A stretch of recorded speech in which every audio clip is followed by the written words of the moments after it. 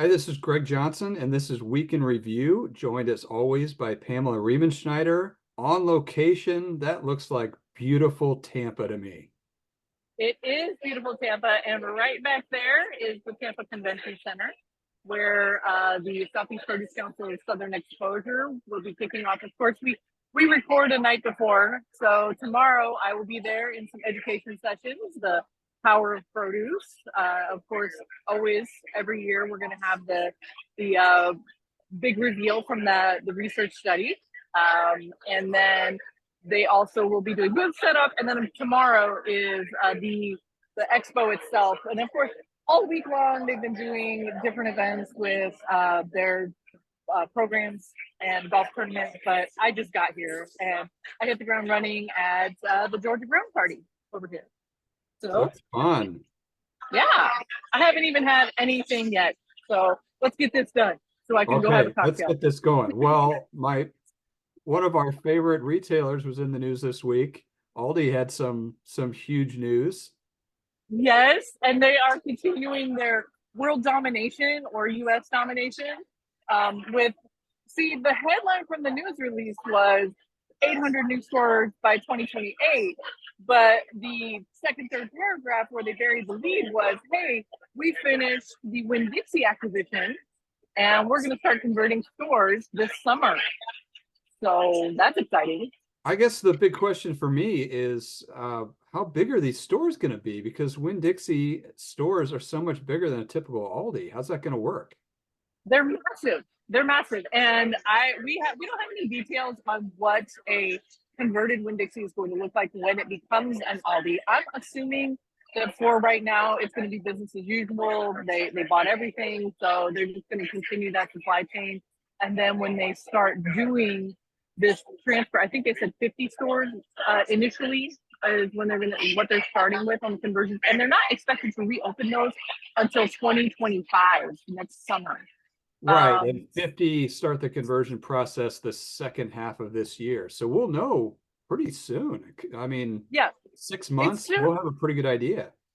It's soon, but it's also a long time away because that's a long time. That's not just flipping a banner. That's not just taking down some signage and putting something new up.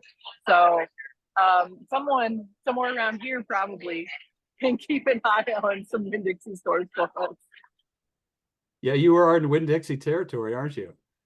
Right, and I don't see it very often. But you know what? I spent some time in Florida in the summer at the beach with my kiddos. So I'll maybe be creeping around and seeing if any of them near her are undergoing this conversion. Okay, well, we have to bring up a popular topic from a year ago. We covered the Lakeside Produce bankruptcy when it happened in early 2023, but this month, or actually in the January issue of Produce Blueprints magazine, and then running this week online on producebluebook.com, we have the Lakeside Produce case study that Bill Zentner did from our ratings group, and it really digs into what not only what went down, we know a lot of that's public information, but how it looked from the Blue Book side and like how their ratings and how their Blue Book score changed, running with charts. Did you see anything here that you hadn't seen before or didn't remember?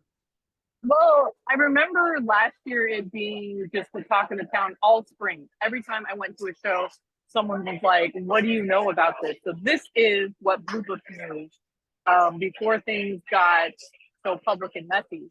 And if you look at the one that ran on Thursday, or just go read the whole issue, it's the digital editions on producebluebook.com. You can see how their Blue Book score went up initially and then just slid gradually over. I can't remember the time period, but it was one of those things where it's like, hey, if you're keeping an eye on these things, it might have seemed gradual at first, but toward the end there, it was pretty steep.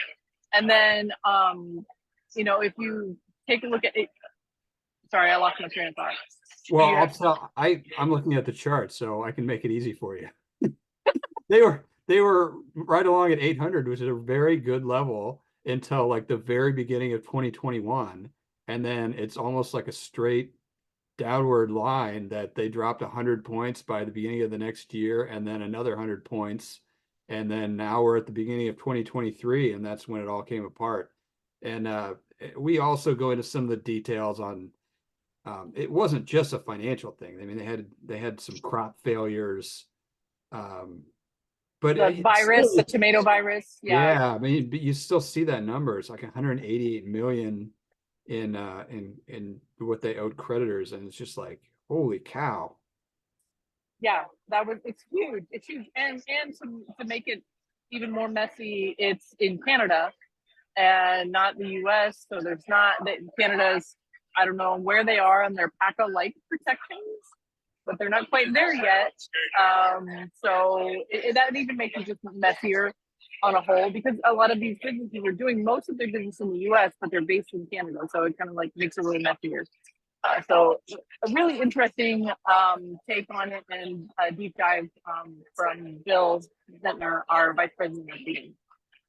Yeah, well, I'll tell our viewers if they want to dig into this and want to see all three